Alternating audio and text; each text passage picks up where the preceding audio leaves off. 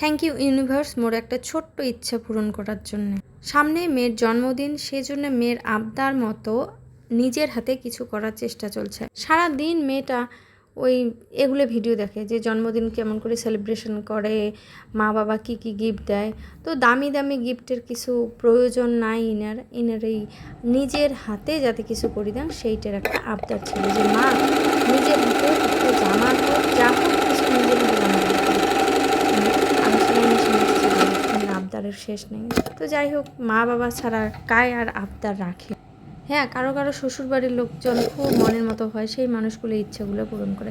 যাই হোক, শ্বশুরবাড়ি থেকে ইচ্ছে পূরণ যেমন তেমন, শ্বশুরবাড়ি থেকে মোর স্বামী মোর ছোটোখাটো সব ইচ্ছেগুলো পূরণ করার চেষ্টা করে। এই একটা মানুষ যার হাজার বদনাম করলেও কিছু কৃতজ্ঞতা স্বীকার করাই লাগে মোর ইউনিভার্সের না চাইতে অনেক কিছু উপহার দেয়। যাই হোক, নিজের স্বামীর অত প্রশংসা করার দরকার নাই, মানুষ হবেও নিজের স্বামীতেও প্রশংসা করে। এবার লোকের স্বামীর প্রশংসা করারও তো সুযোগ নাই, তাহলে কবে চরিত্র খারাপ। আচ্ছা, ভালো থাকা মন্দ থাকার প্রসঙ্গে একটা ভালো মন্ত্র শিখছো।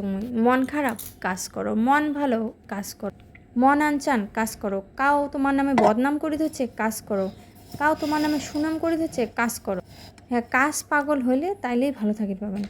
মানব চরিত্র খুব জটিল, মানুষক নিয়ে চর্চা করিয়ে জীবনের সময় ক্ষয় করে কোনো লাভ নাই। মন মানসিকতা খারাপ হয়ে যায়। পৃথিবীর ভালো লোকের থেকে খারাপ লোকের সংখ্যা বেশি। ময়ও হয়তো অনেক মানুষের খারাপ, কিন্তু তারপরেও বহু মানুষের সেরা। নিজের সেরাটুকু নিয়ে আরও সেরা হওয়ার চেষ্টা করো।